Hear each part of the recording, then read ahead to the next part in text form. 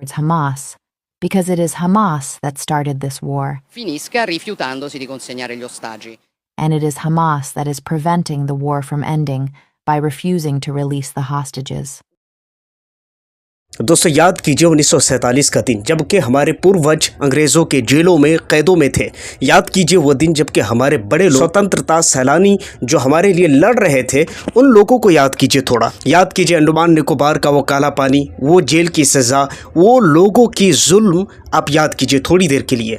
अब अगर आपको याद हो गया हो कि हम 1947 से पहले ग़ुलाम थे, अब आइए एक चीज़ मैं आपको बताना चाहता हूँ। फ़लस्तीन को लेकर जॉर्जिया मेलोनी ने इतनी बड़ी बात कही है, इस चीज़ पर मैं चाहूँगा कि डिटेल्स के साथ बात करूँ।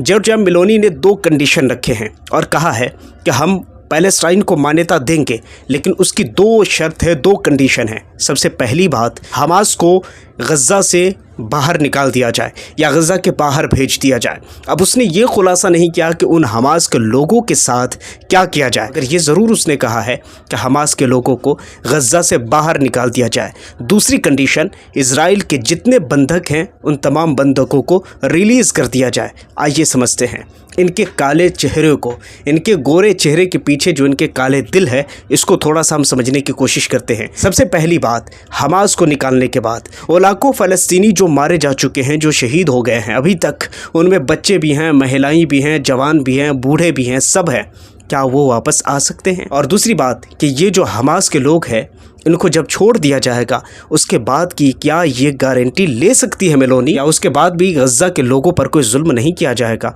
क्या इस बात की गारंटी मेलोनी ले सकती है? बिल्कुल नहीं। इसके मुंह में बस सिर्फ इतनी बात है। आपको राजनीतिक समझ आती है तो बस आप राजनीतिक समझते रहिए। हर चीज़ में राजनीतिक, खाने से लेकर पीने तक और पीने से लेकर पहनने तक, हर चीज़ में राजनीतिक। देश से लेकर विदेश तक, विदेश से लेकर घर तक, हर जगह राजनीतिक।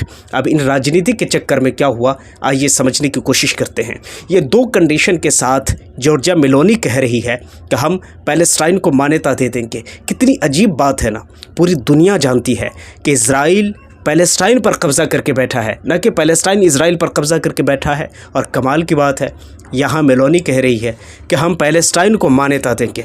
भाई उसको मान्यता देने की ज़रूरत ही कहाँ है? वो तो ऑलरेडी एक देश था, जो कि पूरी दुनिया इस बात के लिए गवाह है। पूरी दुनिया ये बात जानती है, लेकिन अगर तुम नहीं जानते तो शायद ये आपकी तो गलती हो सकती है, लेकिन पैलेस्टाइन तो पहले से ही है। अब उसे रिकॉग्नाइज करने के लिए उसके सामने कंडीशन रख रहे हो।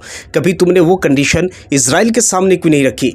जब वो मासूम लोगों को मार रहा था, इज़राइल के सामने वो कंडीशन रखते। जब वहाँ की मासूम बच्चों के साथ, उनकी ज़िंदगियों के साथ, उनके पेट के साथ जब खिलवाड़ किया जा रहा था, उस वक़्त ये कंडीशन रखना चाहिए। मगर अफसोस के साथ ये कहना पड़ रहा है कि उस टाइम ये कंडीशन नहीं था। अब ये कंडीशन है जब बारी आई है सही जगह इम्तिहान देने की। तो यही है बात दोस्तों, यही होता है गोरे चेहरे के पीछे काला दिल।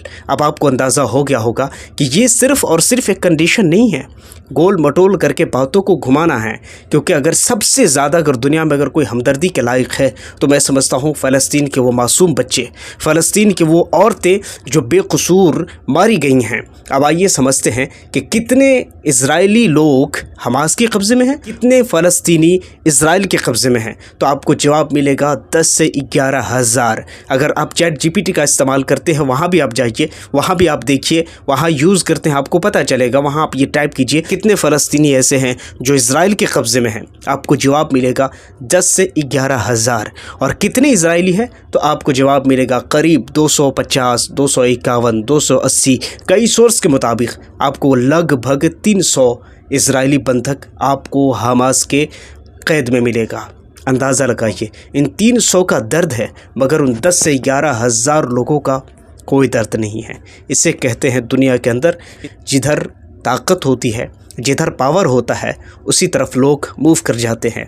हकीकत ये है, इन गोरे चेहरों के पीछे इन काले लोगों को ज़रूर पहचान लीजिए। और वैसे भी पैलेस्टाइन का दर्द हमसे ज़्यादा कोई दुनिया में जान नहीं सकता, क्योंकि हमारे बड़े बड़े लोगों ने इन देश को आज़ाद करने के लिए कुर्बानियाँ दी हैं, इस देश को आज़ाद करने के लिए अपनी जानें दी हैं।